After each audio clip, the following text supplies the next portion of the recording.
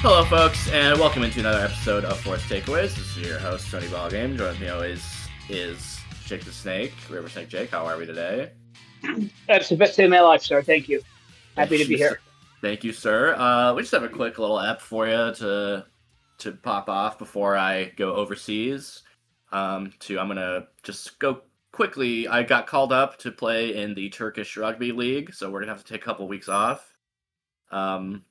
But we want to get you updated on world of sport before we head out, and we're gonna start with a massive event that happened in the past few days. The New York Knicks won their first NBA championship in over 50 years, and the celebrations were crazy, unbridled joy throughout the streets of New York. A few dozen arrests as well and property damage, but all in good fun.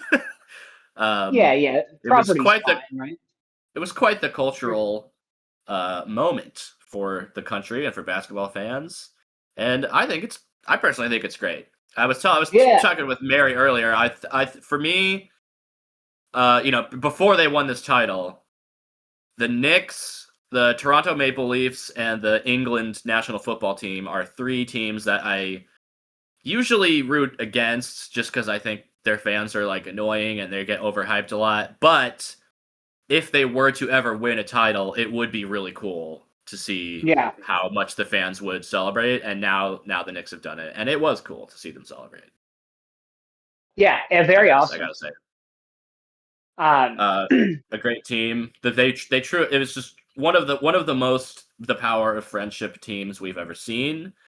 People said Jalen Brunson couldn't lead people said that you could never have he can never be the best player on a team due to how short he is as a guard. He's 6'1", which is short for the NBA, but enormous for a normal person.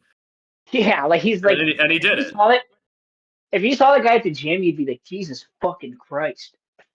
But like, you just put him next to all like these like freaks of nature that they get from like the Hall of Justice, And and it's like, look he at that cooked Wemby a fucking few tiny times. loser. Why are you such a tiny bitch, dude?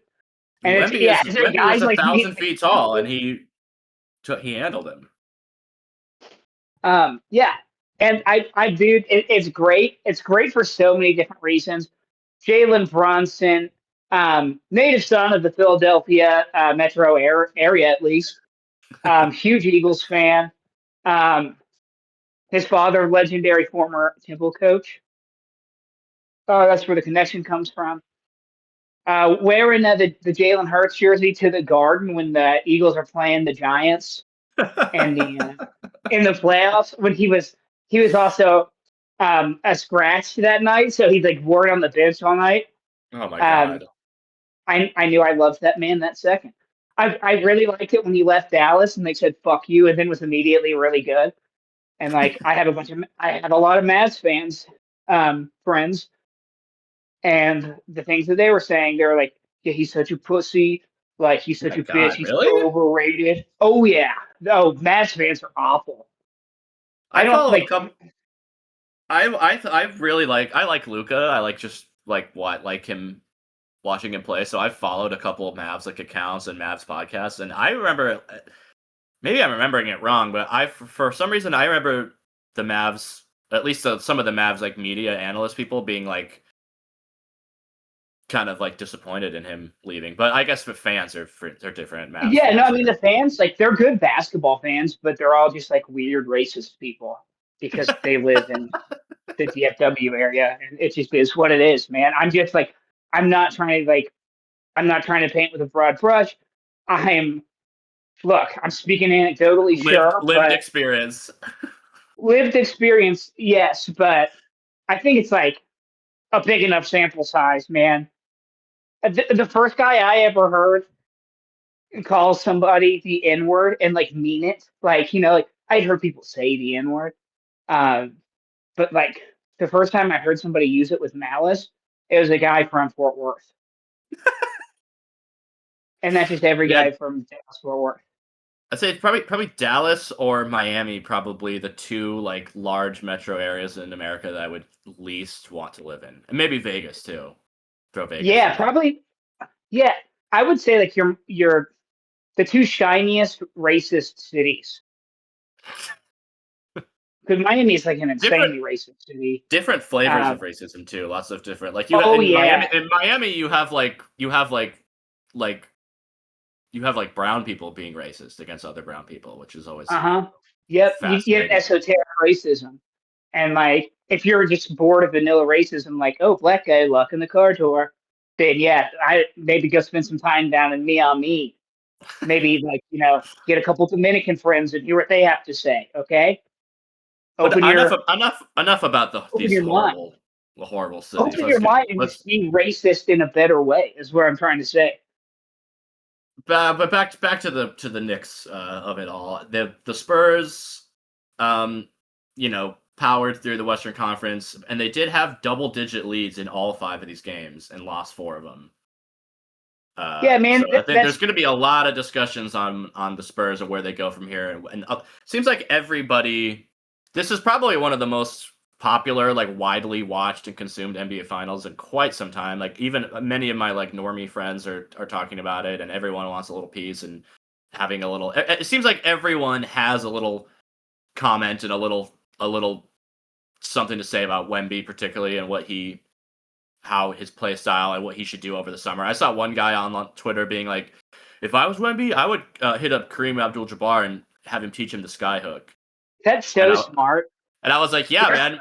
Why doesn't every basketball player just do that? Why doesn't everyone just simply? I would just simply learn the most unstoppable move of all time that took a guy like 40 years to develop. Why don't you just do that? Like, a little more complicated than that. But some people are going like." I think way too far in the direction of like, Webby's dirty. He's a dirty player. He's disgusting. I hate him. It's like he's 22. He is. I think he got a little physical, too physical for some people, Dude, which I understand. He's cunty. He's certifiably cunty with it, dude. He's kind of a little asshole. Yeah. And I think that he needs to. I think he's put in his place a little bit, which is cool. And look, I don't want to go there. I don't want to go all like 2004, like global war on terror, patriotism about it. But hell yeah, it was a team of Americans that kicked his ass. I'd say we fuck it, dude. I hope this is the momentum we need to start calling them freedom fries again. I just think the Knicks winning the finals is a very, very beautiful thing, and like the corniest, like, aw shucks, like, what was the guy's name? And Mr. Smith Goes to Washington. James. You know what I'm talking about? That actor. Jimmy Stewart. Yeah, it's very like, aw shucks, Jimmy Stewart of me. But I think this is good. This makes me feel way better about things than I have in a while.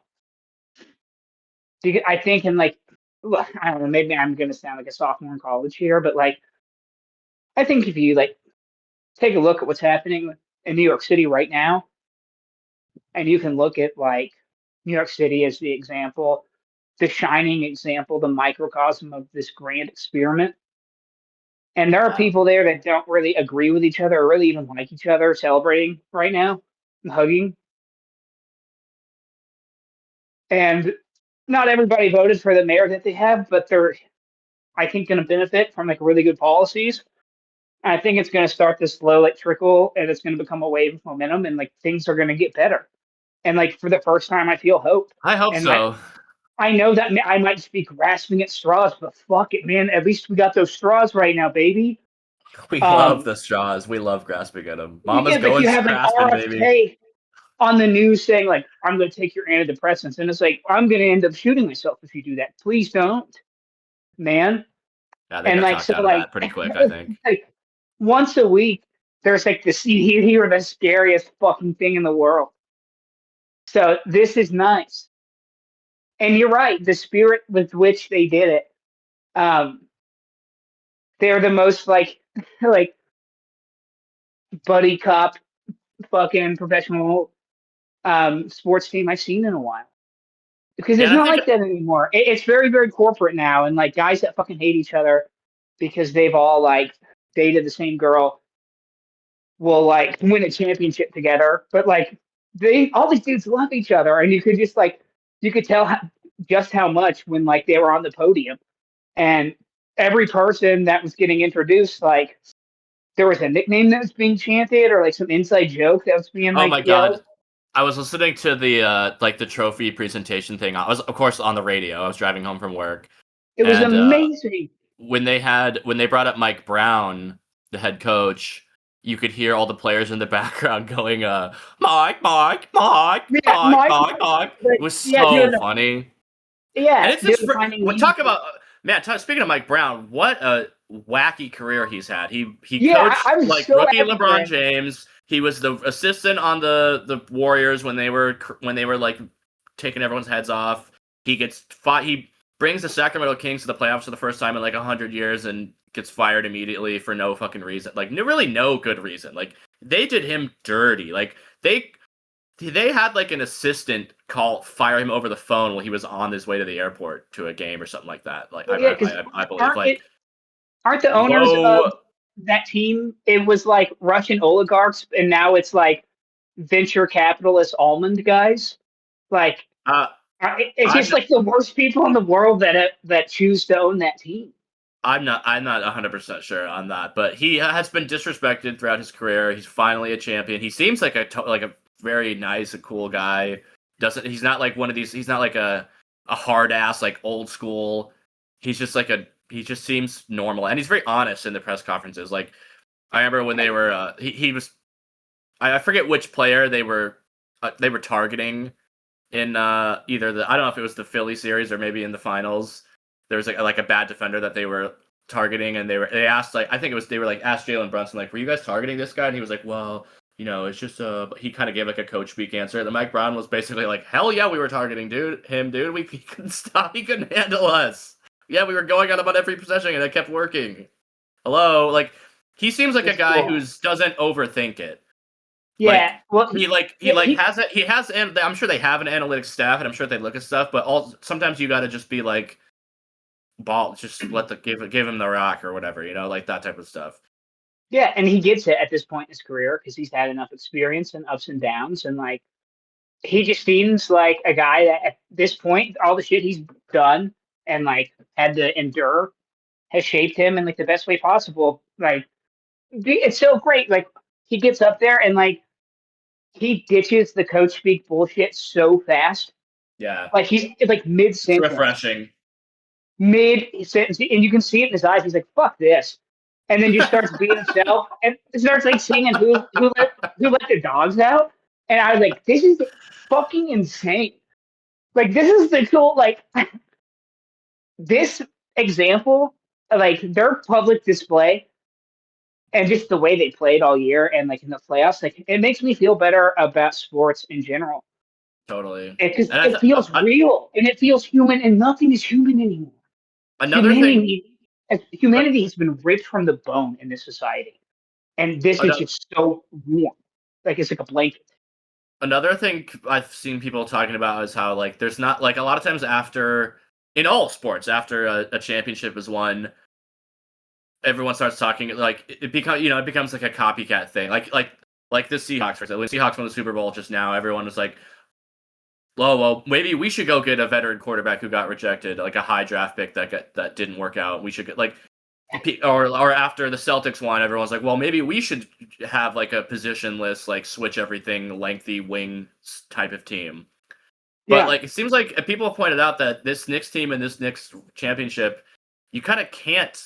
There's kind of not a lesson to be learned from it. There's such a unique yeah, team that it's like, because they're like, oh, like you can't recreate this in any real way. Like, I mean, if anything, the lesson should be, in my opinion, like if you want to win a championship, you need to have like a team, like teamwork. Like you need to have it's a full everybody on the roster thing, not just like the super team thing. I think it's been dead for a while now, but I feel like this if any lesson can be learned from this Knicks championship, it's like you need a cohesive full unit if you want to win a ring. Like talent can only get you so far. You gotta have like that's why the team outings, the team dinners and stuff like that. That shit fucking matters.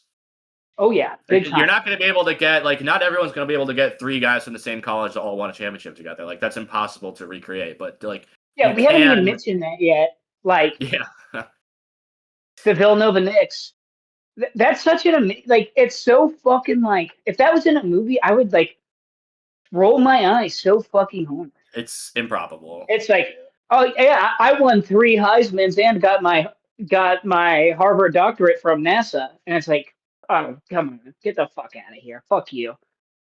Um, I don't know, it just rules, and it's very real and like salt of the earth, and it's just I don't know. I explained it to Liv like there's like this team of like weird gangly misfits, but like elite misfits, like very like High like level misfits. high level, insanely efficient, like best in the world misfits that have all come together, and like it's beautiful.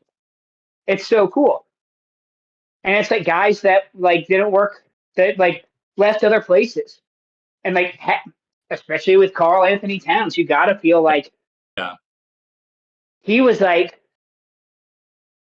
I don't know he when he came in to the league, it was like the beginning of like the stretch big man, like being a shooter, but also like having a dominant presence. Like, and he's such a freak athlete, and we're seeing these, like big guys that can move like that and can like get a little bigger and play aggressive defense, but still stretch it a little bit, and it's really cool.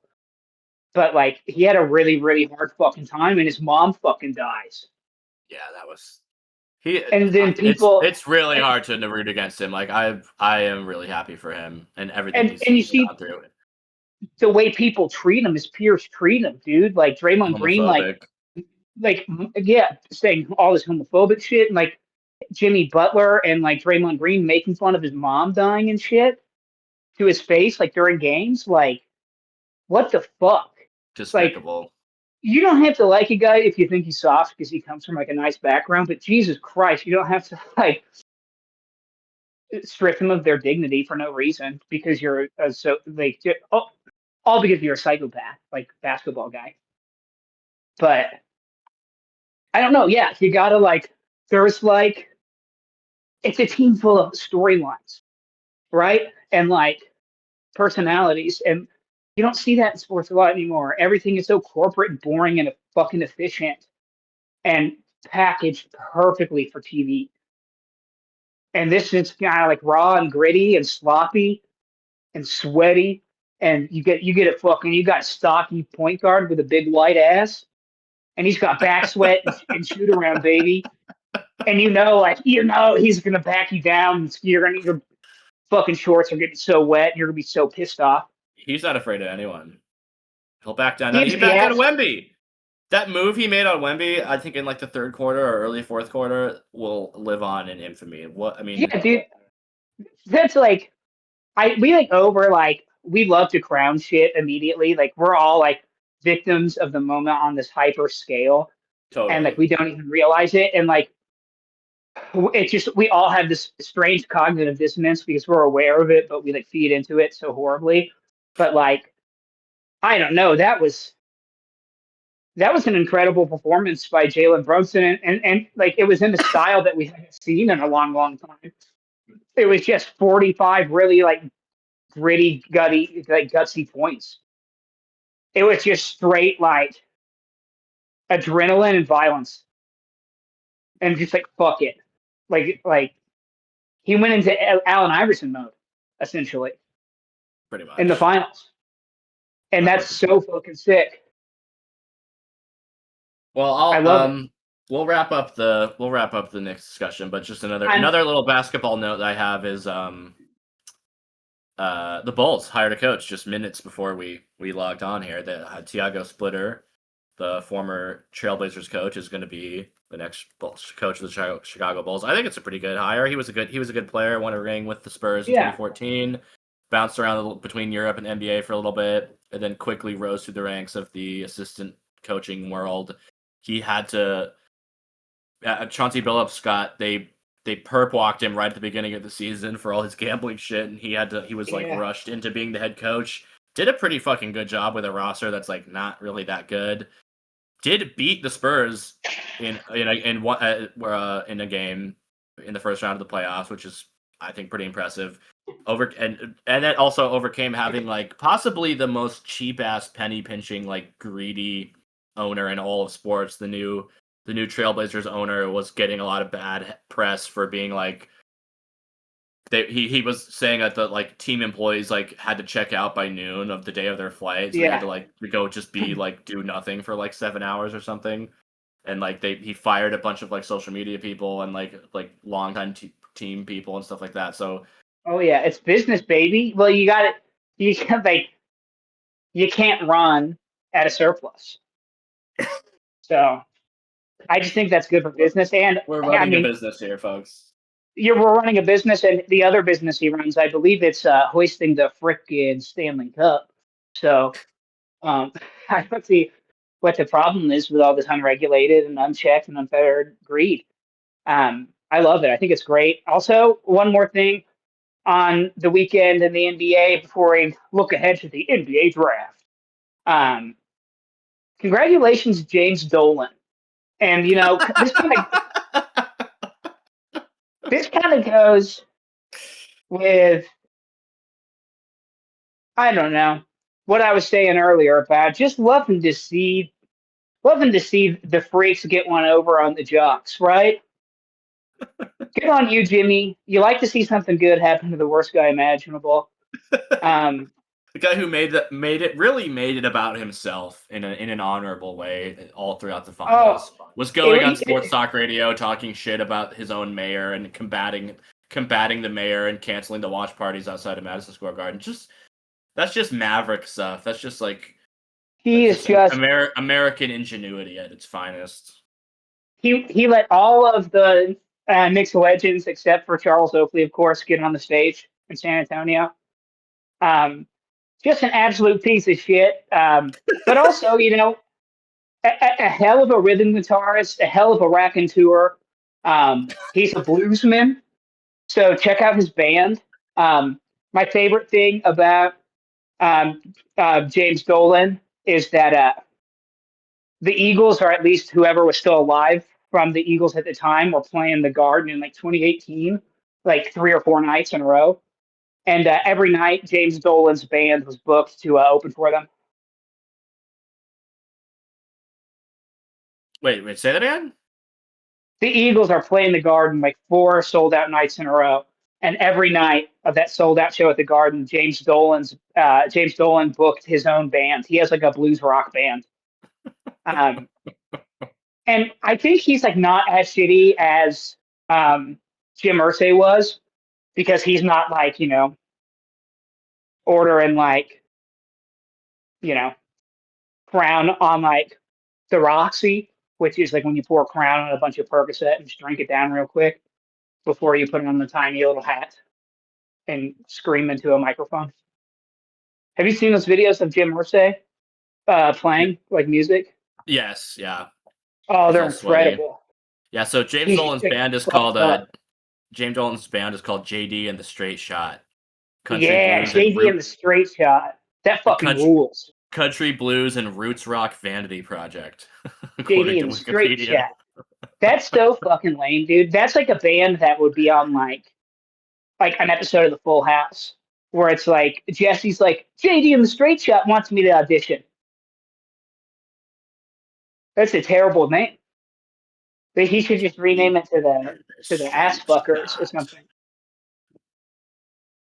I mean, he can name it whatever he wants. He's a billionaire, so it doesn't really matter. That's what he does. Yeah, he's just like a recorded an album.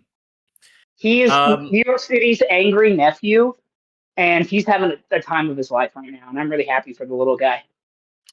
Well, in other championship news, the Carolina Hurricanes won the Stanley Cup last night, 4-1, or so 4-2, I should say. I think that was Game 6.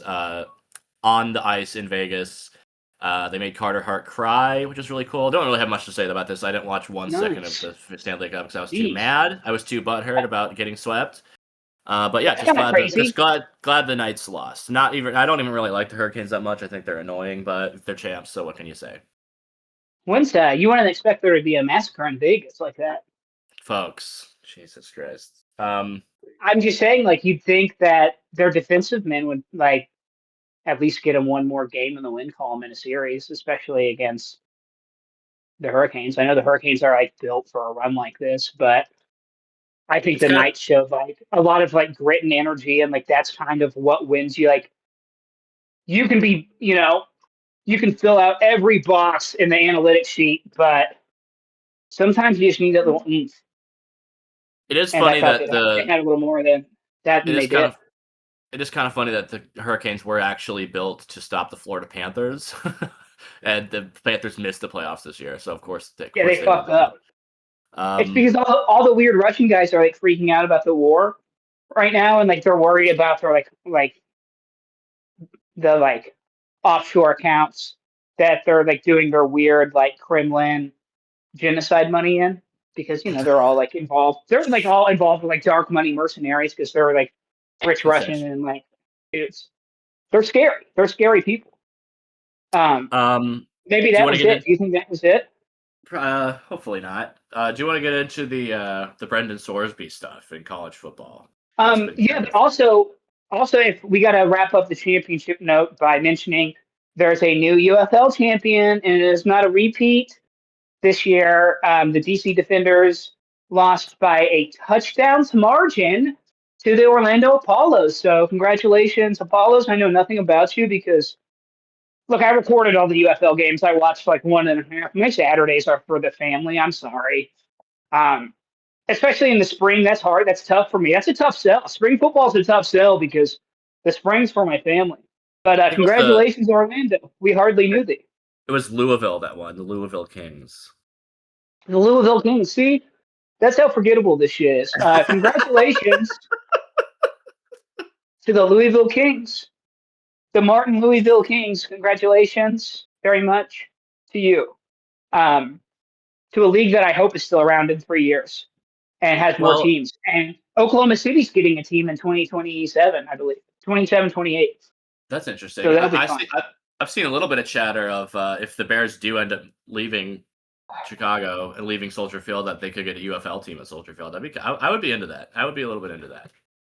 That would be fun. And then like you just become like that's what all like the Rams fans do is like just go see Battlehawks games. You could just do that, Bears fans, and it'll probably be honestly because of what you're used to watching, better football. But Well, as long as we're you're on the gonna topic of UFL, I should mention that too. That the uh, two-time UFL Offensive Player of the Year, Hakeem Butler, was signed by the Broncos. This is a guy. Here's a guy who's bounced all around the football world. Really, I mean, he's 6'5". yeah. He's a big boy, 6'5", 242. Drafted in the 4th round by the Cardinals. Never played with them. Practice squad with the Panthers. Appeared in like 2 games, I think, for the Eagles.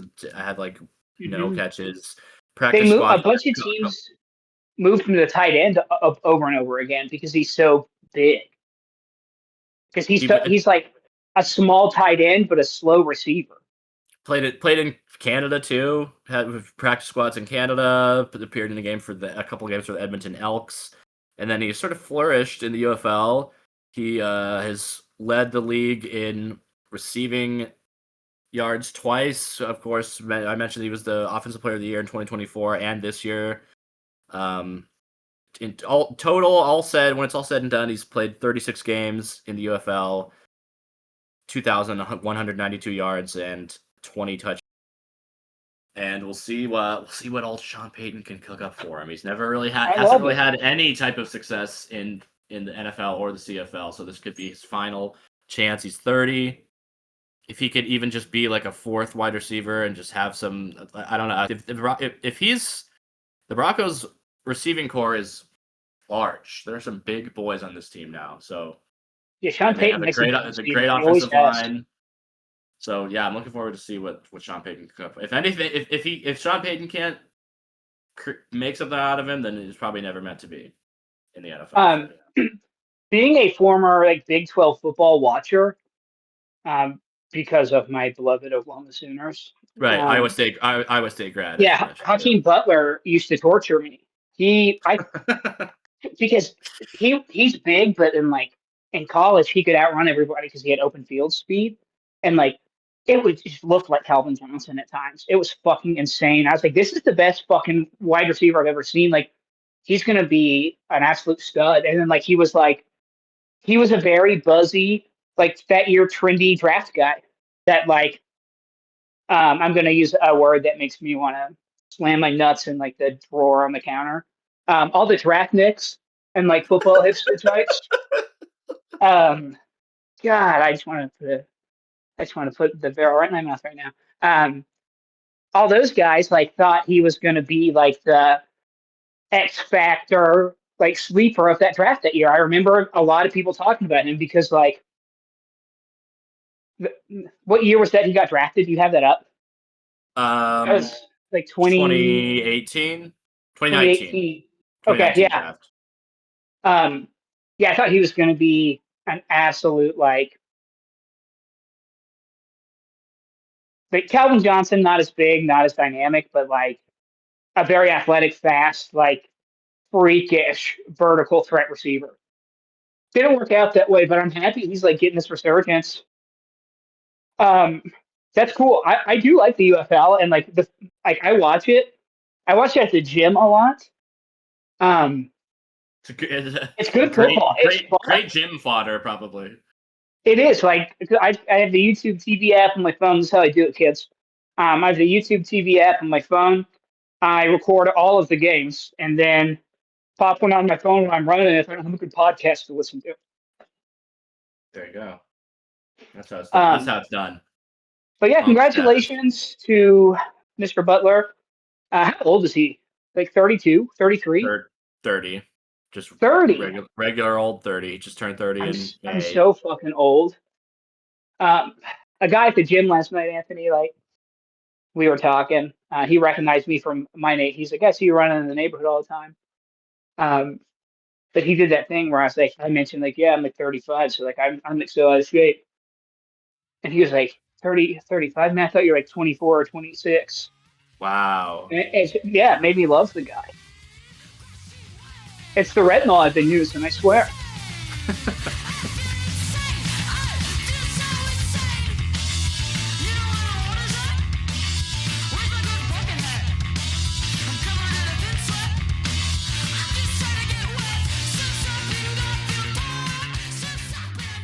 We're about to do the Brandon Sorsby gambling thing, I think. Is that what yeah.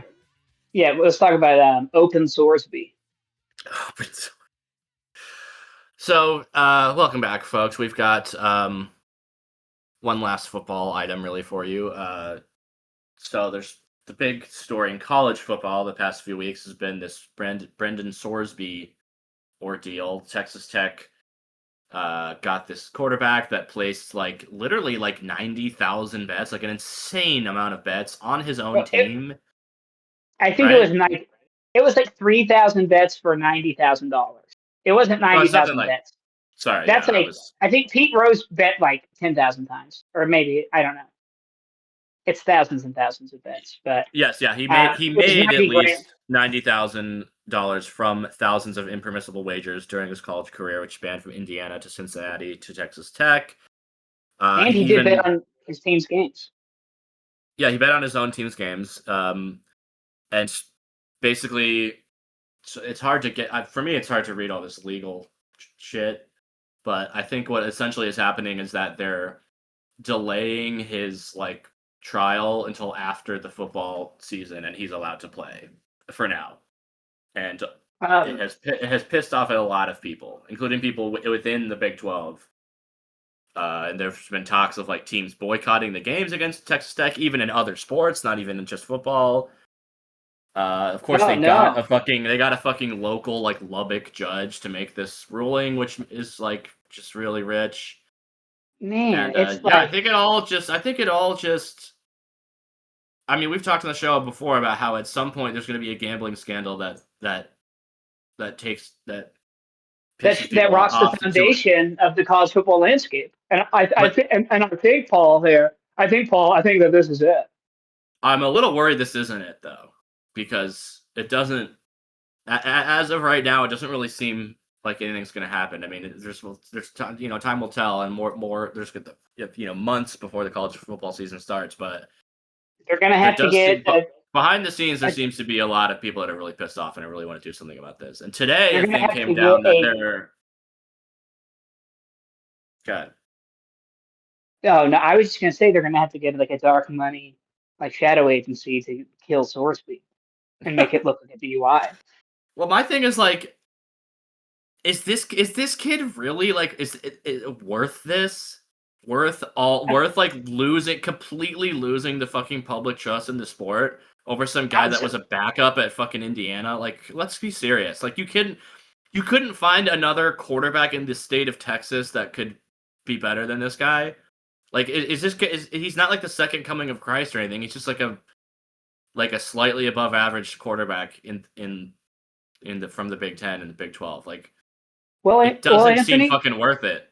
Anthony, all I have to say to that is I want to ask you to hold that opinion and see if you still have it once you see this kid sling it. Once he gets out there and just lets it rip, you can hear the coming off his hand. He has real deal, Do people really think that? Is that real? Level of velocity. I think so. He is just like kind of a very like toolsy, like lab ready type of prospect that is like a tremendous athlete. He's good enough to where like a lot of people are putting their nuts on the table to help him. I think if you look, I think that's fucking ridiculous. I don't think there's anyone that's good enough to justify to this type of shit. And here's what I want to say too.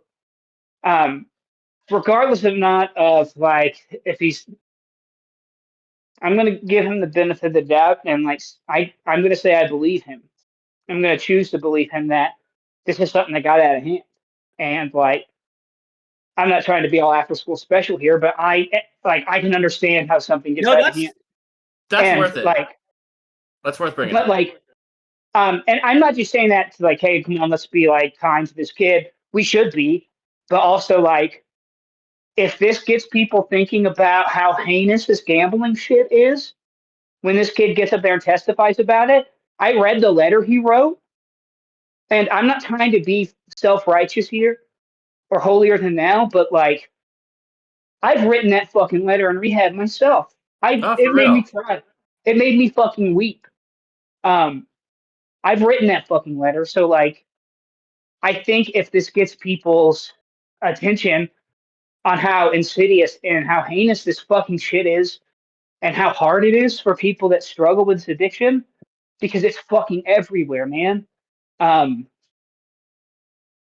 Maybe like there can be some more regulation that comes in, and that's like a limp fucking thing to say. But I don't think it is at all. Actually, like there should at the very least, at the very, very, very least, there should be a federally funded program where people can submit themselves to be put on the block list, saying, I am a gambling addict. I want to be federally blocked from all gambling apps, all casinos, all resorts everywhere. I am. I think you get put in a registration where you're immediately brought up the ID when you come in, and you're immediately brought up and they escort you out. So like you cannot gamble unless you're like finding a scary bookie guy. But it's just like the way as pervasive as it is now, that is a program that needs to be federally funded because this is a public health crisis. And it's going to get worse and worse and worse. And this is the first time I think we're seeing it, and we're going to see how people are really going to see how bad it can be if they just listen to this guy and give him the benefit of the doubt and don't think he's just trying to not get in trouble. He's fucked up. He deserves to be punished. He shouldn't be able to play.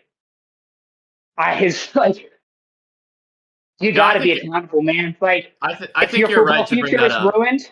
If your football future is ruined, you have to learn to come to peace with that and to just get better and to be a better person and find your way.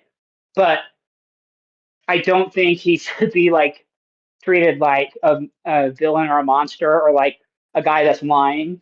And it's very, very, of course, layered. And I'm not going to say there are two N words I don't want to say. One of them is nuance. Um, but it is very nuanced, right? But like, let's just have some fucking compassion, I guess. And that's like me being all like, we are the world, but fuck it. This shit No, sucks. I Gambling think sucks. I This think that's shit is about. fucking evil. It is evil, and it's designed to suck people dry and to ruin people and to ruin families. I think that's a completely valid thing to bring up. That he is clearly suffering from an insidious form of addiction in the form of gambling, because like, and if this does bring attention to that, to like how much this can ruin someone's life and affect their everyday everything and their relationships and all that. Which, first of all, if it's clear this kid has a gambling addiction. He needs treatment, is what he needs. He doesn't need to play Yes. college football. Like, I think you can at the same time be like, no, yeah, of course, he's not a monster. He's not like a piece of shit or whatever. Because that's a big problem with gambling addiction too, is that you can't see it in someone's like eyes or whatever. Like, if you're a drunk or if you're like addicted to heroin, you can tell when someone is addicted to it. Whereas like on it, when you're like fucked up on drugs, and you're Right. There's drunk, not like a you can physical see it. tell, right? You can't If smell you're it on someone's breath. You can't see it in no, someone's yeah, eyes. Right. Yeah, and I get what you and mean. and it's associated, which in the same way that like drinking and drugs are, it is associated with like degenerate like underworld culture or whatever, and it has a bad taste. But it is Well, it's the dirty and wrong. only If you do it, you're not going to go to heaven. it's the only form of addiction that is considered, I believe, an actual like, it's in the DSM. Like, it's a medical thing. It's like a psychological thing in your brain that you could get addicted to. It's really fun. It's scary. That's what makes it so scary. And Yeah, it's I hope this, if this can be the thing that makes there be less fucking gambling ads all over TV and all over sports coverage, yeah. then maybe Let's it's not like let it be something worse, right? Let's not right, let it be yes, a yeah. fucking murder, a scary, shocking murder. Let's not let it be the public having to question the integrity of an institution they give a lot of their fucking money and time and life to. Um, big air quotes around institution, by the way. Yeah. I mean, this Um, is a big deal. It is a big deal. this is a big deal, and let's let this be it. Let's not let it get any worse. But Yeah, it's definitely it'll be time interesting for it's to time see for how. it's time I for think the NFL. politicians to like act, for like leaders to act, because there is we in that book that we read, there's so much federal funding for alcohol addiction research and like drug addiction research. There's like less than like $100,000 a year donate, or even like nothing. And Yep. I don't want to hold my breath with this fucking administration, considering that just like yesterday we found out that Donald Trump Jr. was texting Daniel Cormier asking if there's any like if he could get like insider knowledge to help him bet on the UFC fights. So like I don't think the Trump administration is super interested in regulating gambling, but let's make it so that they have to. Like, let's do something about it, because I think people are getting I think normies are getting like your average sports fan is getting pretty fed up with how Yeah. overt this shit is. Like how they're like interrupting games to be like, oh, the Knicks are up by 2. They just took the lead. Now the odds change. You better get on there quick to get the new betting numbers. Like, I think hopefully this can be the tipping point for this whole gambling thing, because it's absolutely fucking out of control. We'll see. We'll see. And like I think that litmus test is like, is your like Ohio State former fraternity like business school grad who's like 31 going to be like, fuck this? And if so, I think we're heading in the right direction. But I think that's the line. It's just like is it the middle class, upper middle class, like, Ohio State golf polo guy? Can we get him to not like it? And if so, if you can get those guys on your side to like Yeah. get this shit regulated and stay tampered down or tamped down, stamped down, That's how it's got to be. Yeah, I mean, this is gonna be an ongoing thing. Like, this isn't going anywhere. I'm sure. Even we're taking, we're Oh, of taking course 2 not. weeks It's going to off. get way worse, dude. It's Like, gonna get. It's gonna work. Like there's this a case, just a, this case alone, and the sports gambling thing in there's general is not a fucking going away. racketeering case going on right now. It's like implicating like the mafia and like very high profile professional sports coaches and execs and players and like sneaker execs. Like that shit is like we know this corruption exists. Like it's been reported many times. It's like the same thing. It's like just because you can make a silly shirt, you like the Pope now. Like, come on, guys. Like, it's great that he wants like gay people to get health care and not get beheaded on a train. I love that. But if that's the ceiling, it's not enough for me, baby. Like what he's standing in front of and protecting is like pretty Wait, dark and bad. what does the Pope have to do with it? Well, I mean, he's like the head of like the world's largest. Oh man, how should I say this? I usually call like the Vatican like a political group, but I think it's like more of a cartel, honestly. When I think about it, like it's like a sex trafficking cartel essentially. Like, and that's just like the Catholic Church, and it's Yeah, weird because it's that's like another. that's an insidious fucking mold that has spread everywhere. So good luck with that. Good luck with that. Well, But folks, just because the Pope had like an Italian beef wearing his Hawks hat, I don't think that's cute. I'm sorry.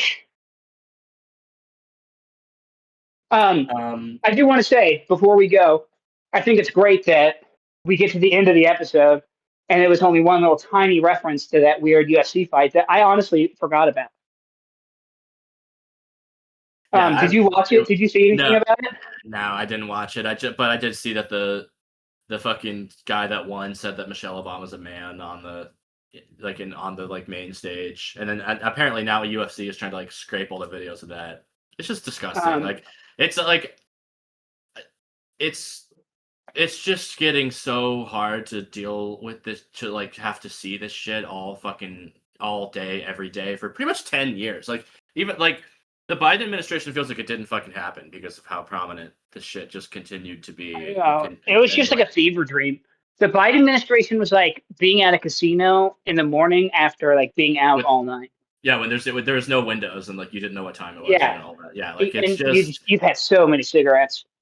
I mean, I just don't want to see this guy anymore, man. I just like it's I think we ought to get rid of Kirk Herbstreit. I'm getting sick of him. I think we should primary his ass and his stupid. I don't care about his no dog. no one cares about your fucking dog, dude. Oh, you have a golden retriever? Wow, that's so cute. Well, Oh my anyone? god. You Wow, it's know, 1997, dude. I worked in the last office I worked in. It was a bring a dog to work office, and I tried so hard to get bitten by a couple of the boss's dogs because that is a check that my mind, which is pretty perverse and greedy, can probably not even comprehend. Could you imagine? Could you imagine? They would kill you. They would have you killed probably, but rather than give you like a settlement or whatever you were seeking, Um, whatever damages you were seeking. they can fucking try. All right, This well is what before happens. we This is what happens. I get my family to a safe room, and then it's just me and them. And before we get into this, all I would have to say to them is, "You sure about this?" I'm trying to be like one of those Instagram reels where it's just like a fat autistic guy. Okay. You know what I'm talking about? No. And it's like that weird, even more slow dead version of "Sweet Dreams" by Marilyn Manson is playing. Before we I think, go, folks, I think you have a little something to say about a recently deceased pop singer who I yeah, was real R.I.P. kind of Oliver Sleep. mostly unaware of.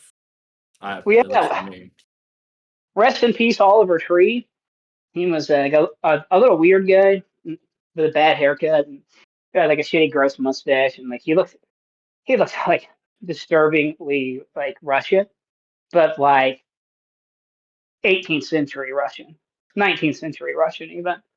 What I'm saying is not good, Anthony. Um, but he had a song on MLB The Show, the one that came out in 2020, which is a game I became very acquainted with because of the timing of its release, if you know what I'm saying. And I just spent like almost the whole year just smoking a bunch of reefer and playing this game and listening to that song. So I don't know. I listened to some of his music. I was aware of him, and like he did like weird, freaky little videos, and but genuinely seemed like a very nice and kind person, and people really liked him. Um, one thing that I noticed about him was that like he became very, very overwhelmingly popular in Mexico, and Really? like completely embraced it, and like That's why he was in Brazil, I imagine. If he's popular in like yeah, the Latin he's very popular in South America, Latin America, but Mexico especially, and I believe he lived there for a little while, and like I don't know, just kind of embraced the community and the culture in like a very genuine way, where you could tell like he was giving love back. If that makes any sense, if I'm not being too like dopey and just like Mhm. sentimental about it all, but like yeah, I don't know. Here's a guy navigating being an independent artist after like having two very, very, very, very, very insanely popular songs because of TikTok. Um, he seemed like a guy that likes being like a weird little freak. Um, and I know a lot of people thought it was like annoying or weird or whatever. And like at the end of the day, he's just like an electronic pop artist, right? But I don't know. The songs are hauntingly sad and enjoyable. And I don't know. It's a tragic loss. It sucks. Um, but I don't know. I was just thinking about it. It's funny to be like, oh, like, honey, what's wrong? And it's like Oliver Tree died. And it's like, I'm sorry, I don't know what to say to you. Like, I don't know what you're talking about. And like, there's like there are these like weird, just like gaps of fame that people fill online. And they're really big, big, big, like they're huge gaps. Like hundreds of millions of people. And it's just like a guy like the average fucker's never heard of. Like you're like actually like if I bet I could like say, oh, did you hear about Oliver Tree to my coworkers? They'd be like, what the fuck did you say? It's like like, oh wait, AJ Brown said what on Janky Rondo? It's like that kind of thing. Um, but it seems like he really meant a lot to a lot of people. Um, and this is why you guys stopped doing helicopters too. I think they got Kobe and Stevie Ray Vaughan, and I think enough is enough. And I think it's time for the human race to fight back against the beasts of the sky. And I think that we should shoot rocket launchers at all helicopters. Thank you. All right. Rest in peace. Rest in peace to that man. And rest in peace, Oliver Tree. R.I.P. Nate Dogg, and Tennessee. Thank you, folks. That's all for us this week. We'll see you. We'll see you in a couple of weeks. I'm going overseas, so we'll no episodes for a while. Please, to all football newsmakers, please don't do any big stories while we're gone. Thank you. It's going to be a really hard 2 weeks for me, guys. So be thinking about me. Keep us in your thoughts, folks. Thanks so much. See you in July.